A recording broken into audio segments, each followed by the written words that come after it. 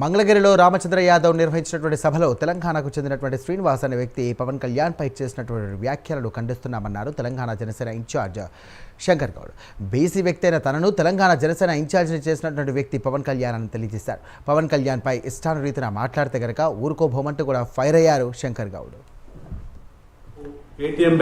శ్రీనివాస్ యాదవ్ గారు, ఖబర్దార్, నువ్వు పిచ్చి పిచ్చిగా మాట్లాడితే నీ గురించే మాట్లాడుతున్నావు, నీ ఒక్కని గురించి. నువ్వు పేటీఎం బ్యాచ్లకు కనిపిస్తున్నావు. ఎందుకంటే గతంలో కూడా ఇదే రకంగా ప్రతి ఒక్కరు ఒక కొత్త వ్యక్తి కొత్త పార్టీ పెట్టి ఈ రాష్ట్రానికి ఈ దేశానికి ఏదో మంచి చేయాలని ఆంధ్రప్రదేశ్లో ఎక్కడ ఏ స్థాయికి వెళ్తుందో చూడు.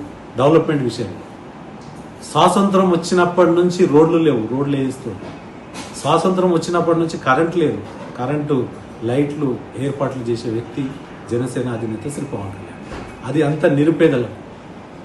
అక్కడ ఏ కుల వాళ్ళైనా ఉండొచ్చు, ఎస్సీలు ఉండొచ్చు, ఎస్టీలు ఉండొచ్చు, బీసీలు ఉండొచ్చు.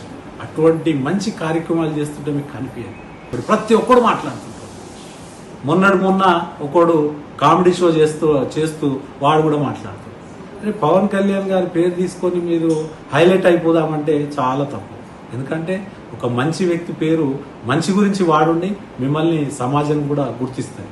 అంతేగాని మీరేదో కాంట్రవర్సీ ఒక వ్యక్తిని తిడితే మనం హైలైట్ అయిపోతాం, ఆ న్యూస్ మొత్తం మీరు ప్రచారం కావడానికి ఉపయోగపడుతుంది అంటే అది చాలా తప్పు. మీకు కూడా చాలా ఇబ్బందులు అవుతాయి.